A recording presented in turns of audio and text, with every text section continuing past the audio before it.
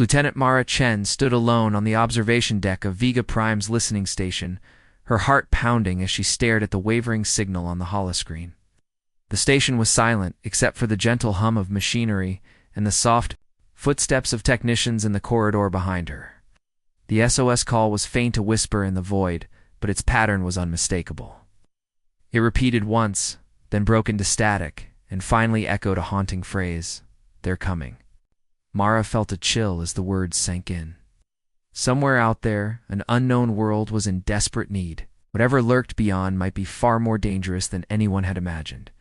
She pressed her gloved hand against the cool glass of the viewport and watched distant stars twinkle like distant hopes.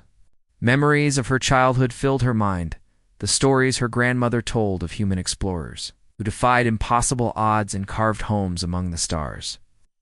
Mara had joined the fleet to carry on that legacy, to protect and unite.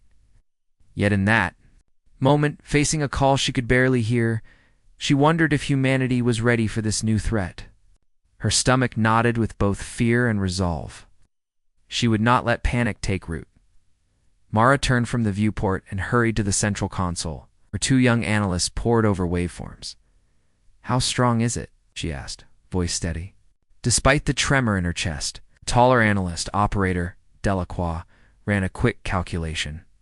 "Barely above background noise," he said, rubbing his temple. "But the encoding is advanced, far beyond civilian distress calls. It looks military grade." And the final words. No human language matches that frequency pattern. Mara's pulse quickened. If the SOS was genuine, whoever sent it had the technology to mask or distort a message that implied unspeakable power or terrible desperation. Alarms flashed lightly as the station's AI, Aurora, mimed in. Incoming transmission decoded. One SOS from unknown origin. Potential threat level, Omega. The word Omega hung in the air like a judge's gavel. An Omega threat meant fleet-wide alert. No civilian vessels, no off-duty engineers, no unarmed transports would be safe. Mara inhaled and exhaled slowly. She needed answers. "Plot the signal's origin," she ordered. "Follow it through the nebula, no matter how faint." Her team nodded, fingers dancing over holodivals. Every second counted. Outside, a solar flare turned the nebula's gas clouds into a shifting tapestry of gold and crimson. Mara recalled legends of the Deathworlders, an alien race bred on planets so hostile that only the strongest, most ruthless beings survived. For centuries, humanity had feared their legend was just myth, a cautionary tale told by old sailors drifting among the stars.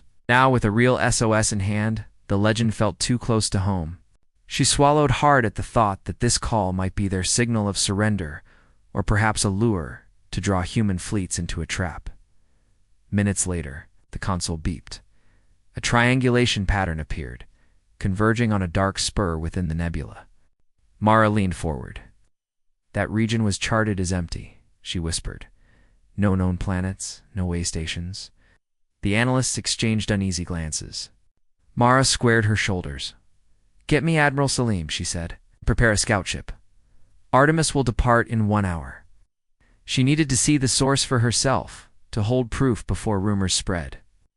If the SOS was real, revealing it, without concrete data, would so panic, but hiding it risked leaving humanity blind. As she left the observation deck, Mara paused at the threshold. The corridor lights bathed her in a soft blue glow, and the distant hum of power cores seemed to echo her heartbeat. She placed a hand on the station's hull, thinking of her family back on Terra Nova, her mother's warm smile, her brother's mischievous laugh. She knew she might never return, yet she carried their hopes with her.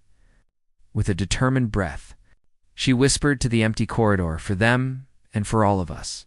Then she walked on, toward the preparations that would change human history forever. Lieutenant Mara Chen stood on the bridge of the scout ship, Artemis, eyes fixed on the holomap as the vessel sliced through the swirling clouds of the nebula. The pale green gas glowed around them like an otherworldly sea, distorted by solar winds and magnetic storms. Behind her, Technician Ruiz monitored the signal strength, while Navigator Holtz adjusted course at her command. Every flicker of the SOS pinged on their sensors like a heartbeat, growing stronger as they ventured deeper.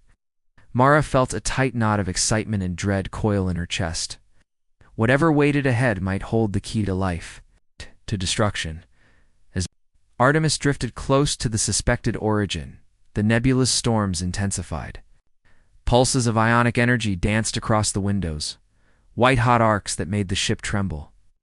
Holtz called out, interference spiking to 40%. Ruiz tapped rapidly on his console. I can filter most of it, but the signal's breaking. Up. We need to get closer. Mara nodded. Bring us within 10,000 kilometers of the source.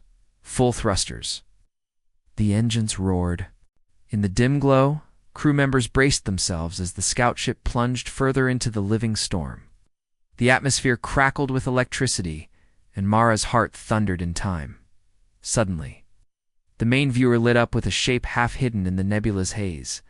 A vast hull, pocked with burn marks and driven by dark metallic plates, drifted like a wounded beast.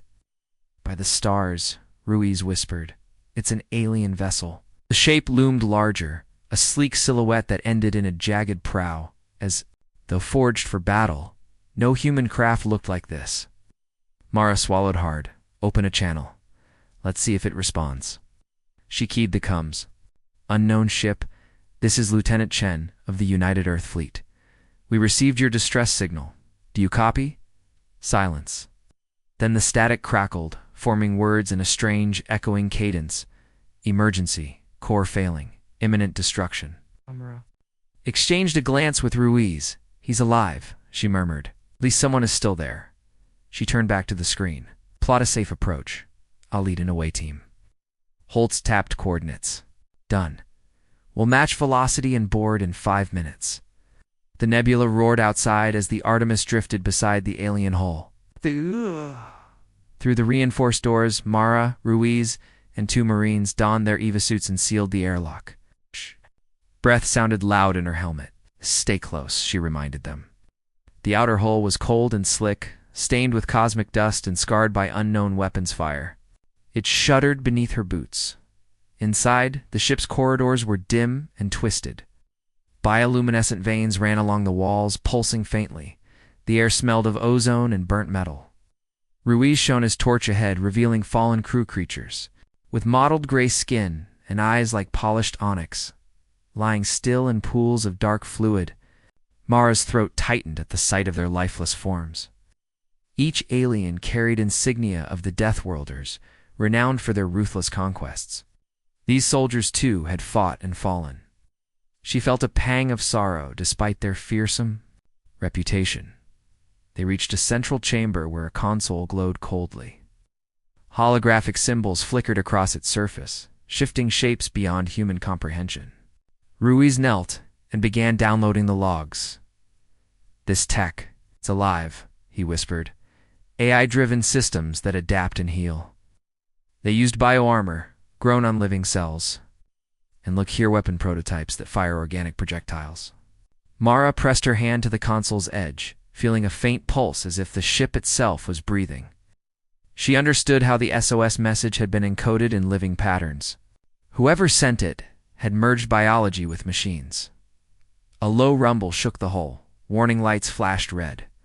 The station's self-destruct sequence had activated, triggered by damage to the ship's core. Time to go, Mara ordered. She pulled Ruiz away as alarms grew deafening. They sprinted down a twisting corridor as the living walls writhed and sparking cables fell like vines in a storm.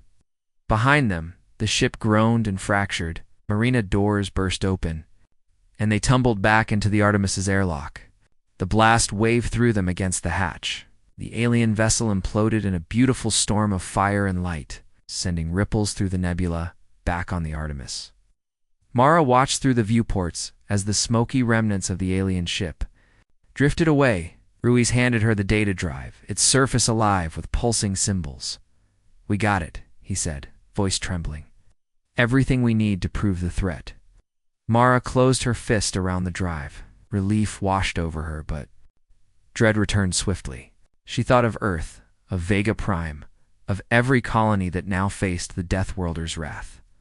Set course for Nova Centauri, she said quietly. "We must bring this home. Humanity has to know." As the Artemis turned away from the dying, Beacon Mara braced herself for the battles to come in, for the hope that their proof might rally all of human space. Admiral Tariq Salam paced in the hushed corridors of the Nova Centauri Naval Palace, his polished boots clicking against the gleaming floor. The grand hall ahead was silent, yet tension hummed through the air like static. Stars glittered beyond, the massive windows reminding every delegate why they had gathered. Behind him, Lieutenant Mara Chen clutched the data drive containing the Deathworlder logs, her knuckles white. She had seen the alien ship's living weapons and watched its crew perish. Now her evidence would decide humanity's fate, toward doom it through indecision. In the High Council chamber, representatives from every sector of human space assembled in tiered seats. City-state governors, military commanders, and corporate magnates wore expressions of concern, curiosity, or outright skepticism. A massive, holographic display hovered in the center, ready for Mara's presentation. Admiral Salim offered her a reassuring nod. Mara stepped forward, heart pounding, and inserted the data drive into the central console. The logs sprang to life, twisted corridors of alien biometal, weapon prototypes that pulsed like living creatures, and the alien distress call itself emergency, core failing, imminent destruction. The chamber fell silent. Murmurs rippled. Through the delegates, Governor Shen of the Orion cluster rose first. "We see images of a wrecked ship," she said, voice cool. "But where is the real threat? This could be an isolated incident." Mara held her gaze steady. "Governor." "Shen," she replied, "this vessel was built for war. Its bioweapons adapt to any defense. Its core can annihilate a planet." And the SOS was broadcast in living code allure, or a cry for help. Either way, it signals Deathworlder involvement. She paused. "They exist. They are powerful. And they are moving toward human space." Her words hung heavy. A murmur of alarm rose. Senator Pruitt of Earth leaned forward. "If this is true, we must fortify our worlds." But Minister Kale of the Trade Coalition shook his head. "We cannot. Divert resources from the surge in interplanetary commerce.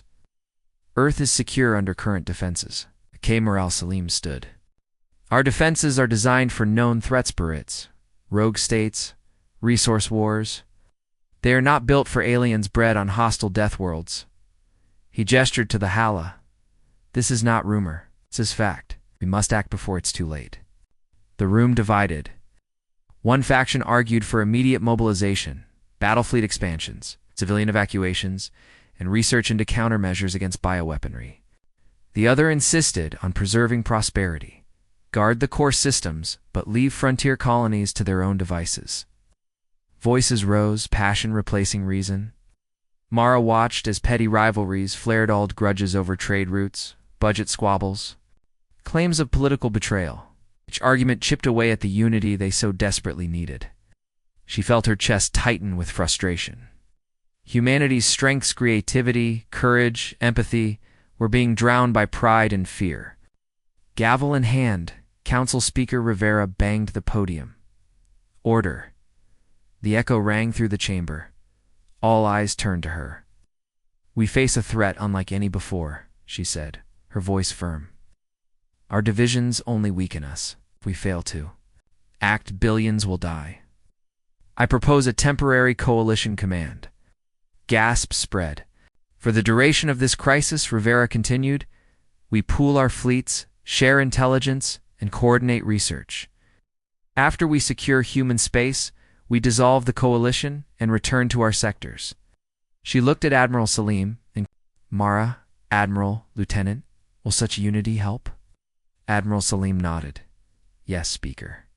A unified command will let us deploy forces where they are needed most, develop defenses faster, and present a single front to the Deathworlders," Mara added, "and it will reassure the colonists. They need to know humanity stands together." Silence fell as the delegates weighed the cost. Power ceded, budgets reallocated, and centuries-old rivalries set aside. Slowly, one by one, they raised their hands. The council clerk recorded the votes under the hall's soft glow. When the final vote was cast, Speaker Rivera smiled. His coalition is formed. Relief and determination washed over the room. Outside the palace, Nova Centauri's twin suns set in blood-red hues, casting long shadows across the city. And Admiral Salim stood on a balcony overlooking the spires. "We did it," Mara whispered, her voice thick with emotion. "We'll face them together." Salim placed a hand on her shoulder. "Your courage brought us here," he said. "Now, we must show the galaxy that humanity's greatest power is its unity." As the sun dipped below the horizon, Mara resolved to honor that unity with every strategy brief, every fleet movement, and every life she could save. The true battle lay ahead, but at last, human space was ready to meet it as one. Lieutenant Mara Chen and Admiral Tariq Salam boarded the cruiser Aurora's call for their mission to the outer colonies. As the ship slipped through a glittering star field, Mara reviewed the holographic logs she had retrieved. Each frame showed the Deathworlders' living weapons and bioengineered warships. She felt both pride and worry, pride that they carried the proof of the threat, and worry that stubborn pride among colonists might still blind them to the danger. Their first stop was the mining world of Corey's 4, where towering rigs dug precious metals from its rust-red soil. At the governor's palace, Mara and Salam held a public briefing. Dozens of miners and their families gathered in the courtyard, arms crossed, faces lined with skepticism. Mara stepped forward, voice calm. "Come with evidence of a threat. Unlike any before, your homes, your lives, could be at risk. Please, see for yourselves." She activated the holodisplay. Gasps rose as the holograms flickered to life. Twisted organic corridors. Alien soldiers in bioarmor, and the SOS call. Echoing through the void. A miner named Jox slammed his fist on a table. "This is real," he said, voice trembling. Others murmured agreement. Governor Lin of Corey's 4 tapped his chin. "We've faced pirate raids and rock slides," he said. "But never this." He looked to Salim. "What do you ask of us?" "Support the coalition," Salim replied. "Share your resources. Inform your scouts. Stand ready." Next, they traveled to the ocean world of Meridia, its turquoise seas dotted with floating platforms. The Trade Coalition's envoys awaited in a sleek conference room. Envoy Saren leaned back in her chair, skeptical smile playing on her lips. "We handle commerce, not war," she said. Mara met her gaze. "You handle the flow of goods between worlds. If those routes are cut by an alien armada, trade ends. Your businesses, your families, your futures, everything depends on preparedness." Silence. Fella Saren studied the logs. Finally, she nodded. "We will reroute shipments to support the defense fleet, and we will share intel from our sensor arrays." Relief washed over Mara. "Thank you," she said simply. Outside the platform, Meridia's twin moons reflected in the water, and Mara allowed herself a brief smile.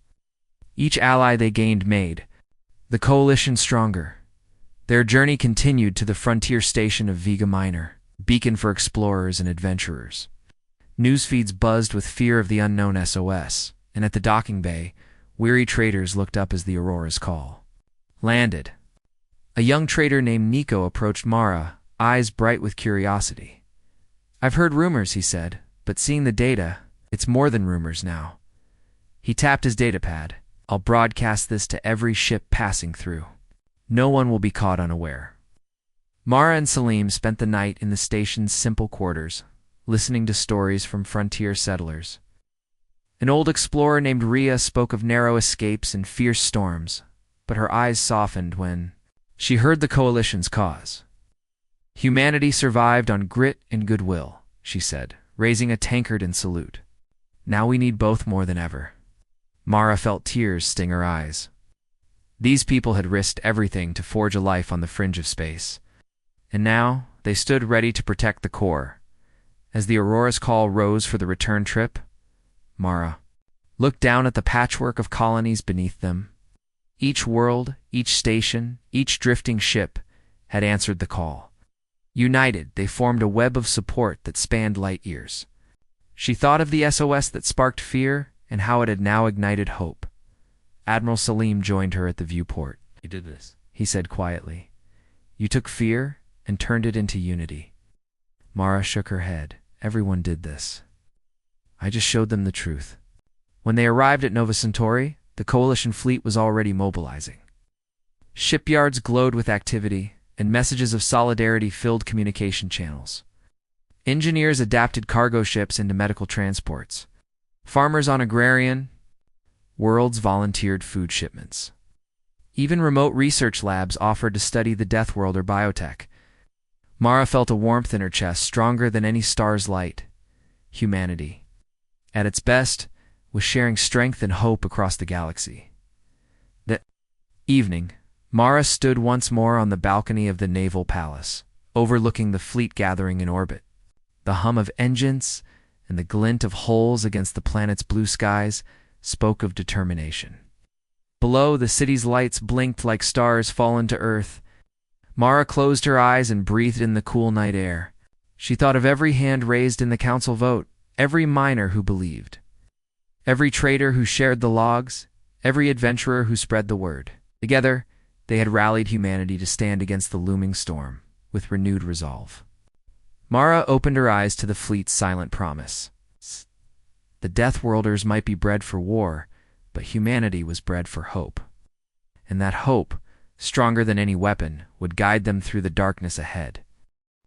Lieutenant Mara Chen stood on the command bridge of the flagship Unbreakable, watching as the Coalition Armada formed in orbit above Arcadia Prime's verdant moon. Hundreds of vessels drifted in a wide circle: cruisers, frigates, carriers, and converted freighters bristling with weapons and packed with Marines. The pale blue planet below seemed peaceful, its forests and fields glowing in the late afternoon light. Mara felt her pulse quicken. This was the calm before the storm. She remembered the SOS that began it all, the derelict ship in the nebula, and the living bioweapons they had uncovered. Now the Deathworlders Armada loomed ahead. On the view screen, Admiral Tariq Salim appeared in the center. His voice was steady as he addressed the bridge crew. All ships, report status. A chorus of replies crackled through the comms, shields at full strength. Weapons online, medical bays ready, evacuation craft in position. Each report filled Mara with pride. Humanity had answered the call, even distant. Mining stations and research platforms had lent ships, volunteers, and supplies. The civilian transports now served as hospital ships, their holds refitted with medical pods. Aid vessels carried food, water, and shelter kits for colonies that might be threatened. Beyond the fleet, at the edge of sensors, lay the Deathworlder Armada, a dark cloud of organic warships that pulsed with living biometal. The vessels moved as one, shifting formation like a creature breathing. Their core ships glowed with a sickly green light, powered by biocores that fused living cells. With quantum reactors, Mara had seen the logs. She knew their weapons would adapt to any defense. A sense of dread curled in her stomach, but she forced it aside. Fear would only freeze them. Instead, she focused on resolve in every life that would survive because they stood together. The flagship's captain, Commander Reyes, tapped Mara on the shoulder. Lieutenant, tactical overview. Mara stepped forward to the holoconsole.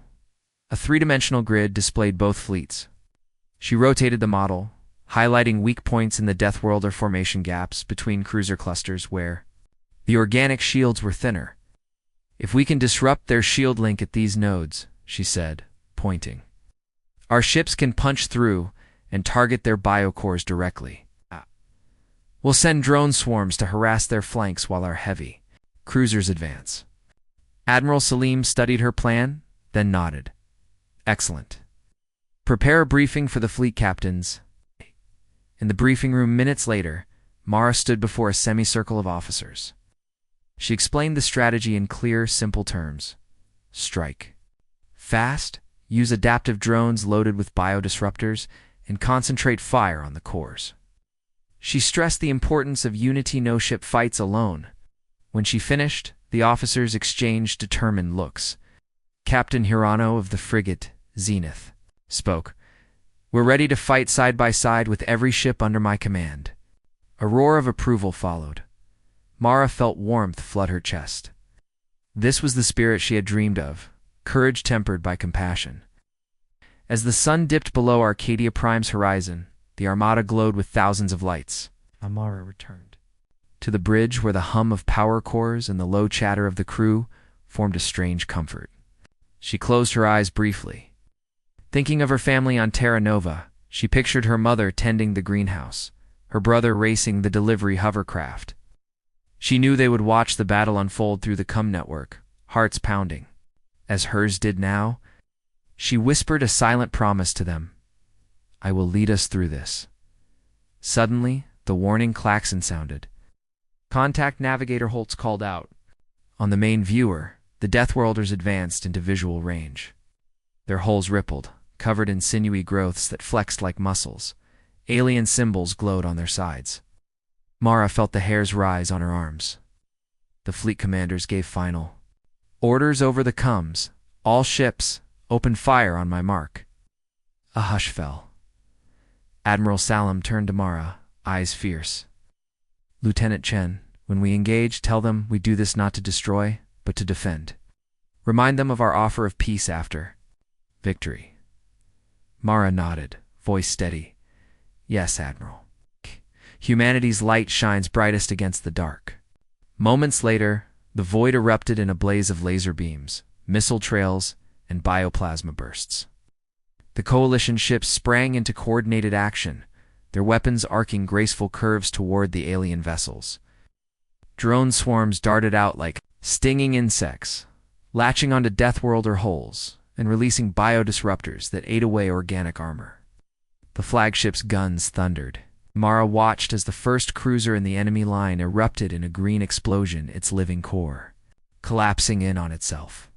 Amid the fury, Mara stayed on the bridge, guiding support for wounded ships, coordinating rescues for drifting escape pods, and monitoring the front lines. She heard cheers when a carrier broke through the enemy flank, and gasps when a frigate was torn apart. Every loss stung, but every victory fueled resolve. Hours passed like minutes. The battle raged under the black sky, framed by Arcadia Prime's blue glow. Finally, as the Deathworlder Armada began to falter, ships drifting off course formations. Unraveling, Admiral Salim spoke over the COMs. "Stand down all offensive operations. Hold fire." He turned to Mara, relief shining in his eyes. "You did it," Mara exhaled, voice hushed. "We did it together." On the main viewer, the remaining alien ships powered down, their weapons silent. In that moment of quiet, she thought again of her family, of every human who had stood. With her, hope and unity had held the line. And as the stars blinked overhead, she knew this victory was just the beginning of a new chapter for humanity among the stars. Lieutenant Mara Chen stood in the planning room of the Unbreakable, suit still warm from the command bridge's heat. Around her, engineers and Marines prepared for the most dangerous mission yet, boarding a crippled Deathworlder. Dreadnought to plant a bioviral disruptor at its command hive. The room hummed with quiet focus. Captain Reyes laid out the plan.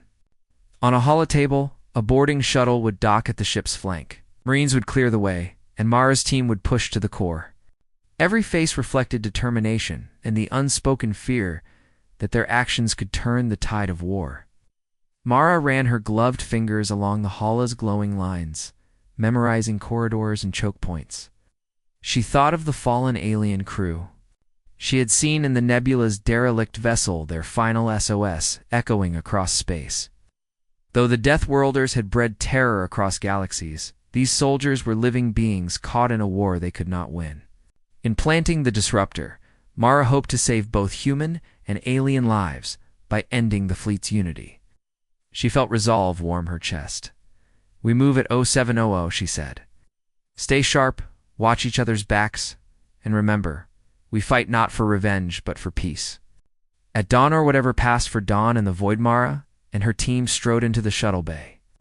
Navy blue uniforms contrasted with gleaming armor, backpacks bristling with gear. Sergeant Caleb stood at the door, rifle ready. "Lieutenant, we're loaded," he reported. He nodded to Corporal Nia, who carried the disruptor device, a small capsule pulsing with bioviral code. Mara took a steadying breath. Let's bring them the choice to survive. With that, they boarded the shuttle, and the bay doors slid open to reveal the crippled dreadnought looming before them like a wounded beast. The shuttle rattled as it docked against the Deathworld hull. Outside, biometal plates writhed as if alive, patterns shifting to defend wounded areas. Through the viewport, Mara saw the boarding ramp seal. She led her squad through the hatch into a narrow corridor. The lights were dim, tinted green by organic veins pulsing along the walls. Every step echoed. A low, constant hum filled the Aurelian. Machinery still alive despite the dreadnought's damage. "Secure the entrance," Mara ordered. Marines raised stun rifles crossing the threshold. The corridor ended in a junction. Ahead, 2 side tunnels led deeper into the ship. Navigator Holtz's voice crackled in her helmet. "Lieutenant, I have local mapping. We must choose the right path or risk dead ends." Mara consulted the holomap. Left tunnel leads to crew quarters. Right tunnel goes to the hive. "We flush them here, then push right," she signaled, and her team moved as one. In the crew quarters, organic tendrils covered walls, emerging from ruptured walls like invasive roots. Creatures stirred in pods, survivors hooked to feeding tubes. Barely conscious, Mara felt a pang, but reminded herself of the mission. These were the architects of Deathworld armadas. She raised her rifle. "Area secure," Sergeant Caleb reported. "No active hostiles." Mara dropped a small med kit near one pod. "If any live, we'll find them after." Then she led her team down the right tunnel, the hum growing louder with each step. The corridor opened into the hive chamber, vast domed room bathed in eerie green biolight. At its center, the command hive pulsed, a bulbous organ of living tissue. Veins expanding and contracting as tendrils fed it data from every ship in the armada. Dozens of alien drones patrolled. Around it, their bioarmor gleaming. Mara's breath caught. This living core was the heart of the Deathworlder fleet. Destroy it, and the whole armada would collapse. "Cover me," Mara whispered. Corporal Nia handed her the bioviral disruptor. Its patterns glowed brighter. Mara edged forward. Sergeant Caleb and 2 Marines crouched behind a twisted rib-like. Support. Rifles aimed. She crept to the base of the hive, her suit's servos humming softly. Her heart thundered. With careful hands, she attached the disruptor to a pulsing vein. Lieutenant Mara Chen stood at the command console of the Unbreakable, watching the holoprojection of the Deathworlder fleet flicker and fragment.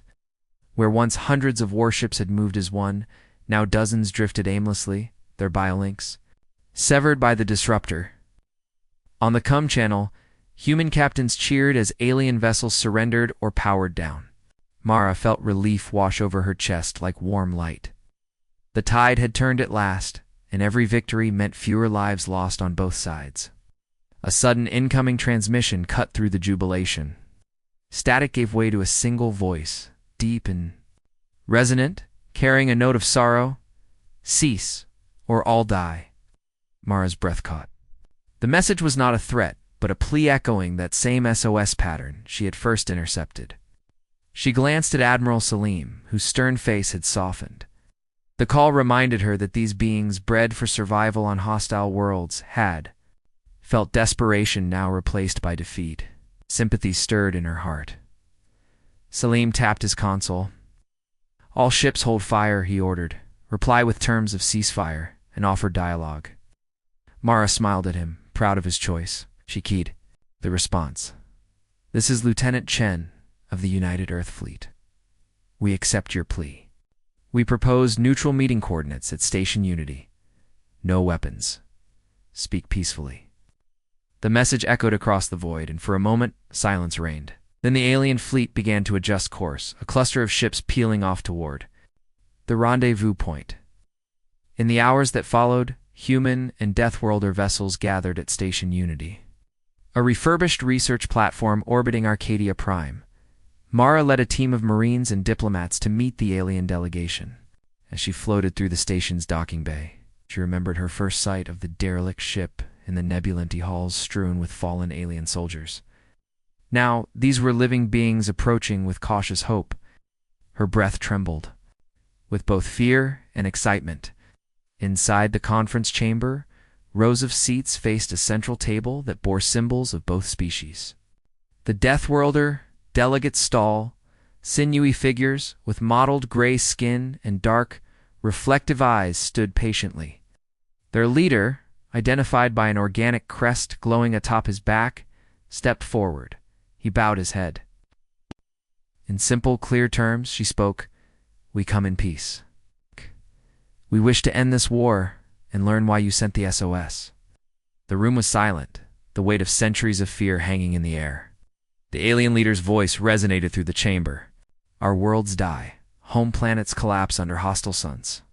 We sought help, but none came. We sent the SOS in hope. When we saw human ships arrive, we feared defeat. We fought to survive." His shoulders shook as if struggling with emotion. Mara felt tears sting her eyes. These creatures were not monsters but survivors, like humans on a frontier world. She stepped forward. "We are sorry you suffered alone. We failed to listen. Now we stand together." She extended her hand, and after a tense moment, the alien leader placed his own large, veiny hand in hers. Diplomats and scientists from both sides began drafting a peace agreement. Human engineers offered to help stabilize alien homeworld environments. Deathworlder biologists shared knowledge of bioengineering that could heal scarred planets. Mara watched as the first human Deathworlder cultural exchange unfolded. Ideas, hopes, and apologies woven together. Laughter, even cautious smiles, broke through one's tense faces. It felt like the first sunrise after a long, dark night. That evening, Mara stood at a viewport overlooking Station Unity's docks. Shuttle lights blinked as ships departed to deliver aid or escort refugees home. She thought of every moment that led here, the SOS that sparked fear, the derelict ship, the Council's unity, the fierce battle, and the disruptor mission. Each step had tested human resolve and compassion, as two species forged a fragile peace. She believed that unity across all differences was the greatest power in the galaxy. A soft chime sounded at her console. Admiral Salim's message appeared. "Well done, Lieutenant. Together we have written a new chapter. Humanities. Light has touched the stars." Amara smiled and replied simply, "For all who answered the call?"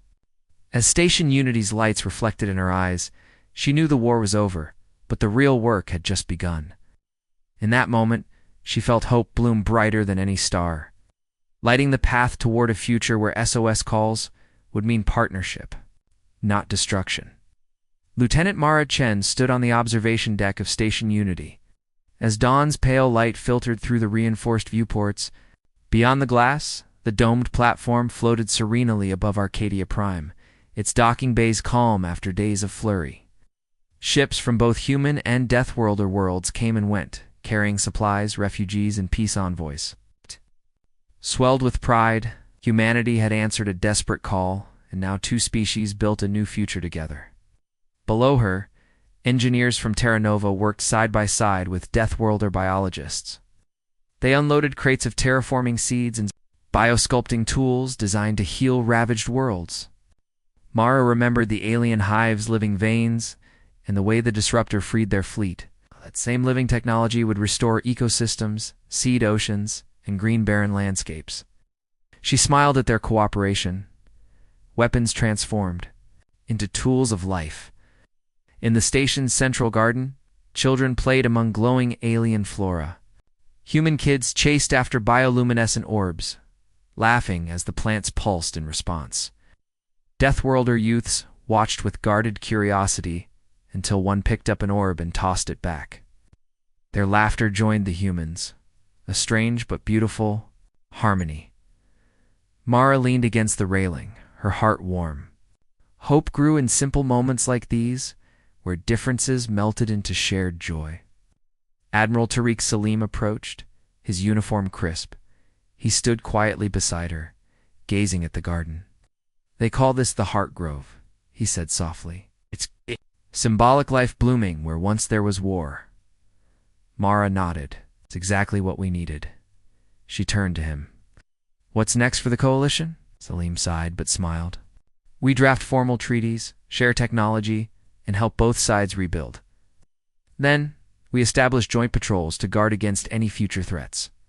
That evening, diplomats gathered in the Grand Hall for the signing of the Arcadian Accords.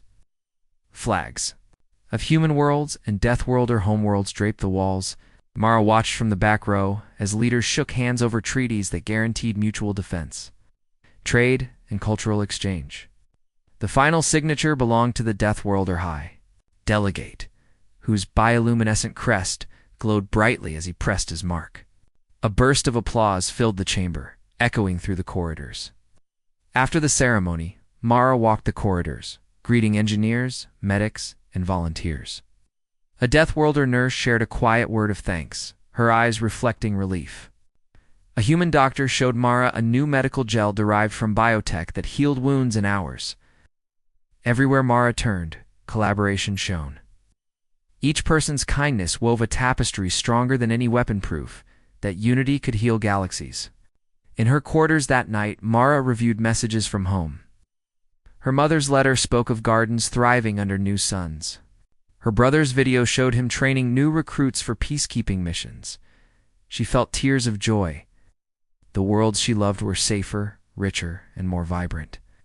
She traced the holomap of Arcadia and whispered, "We did this for them." As she prepared for sleep, Mara heard a soft chime on her console. It was an invitation from the station's Cultural Exchange Committee, a midnight concert blending human symphonies with Deathworlder chants. She smiled and accepted. Music, she thought, was the purest language of unity. Tomorrow, she would attend in uniform, not as a soldier, but as a witness to peace. On the observation deck, Mara returned one last time before rest. The station's lights twinkled like distant stars, and beyond them, Arcadia Prime's blue curve hung against the void. She placed a hand on the glass, feeling the hum of life around her. The SOS that once heralded doom had become the first note of a grand symphony of hope.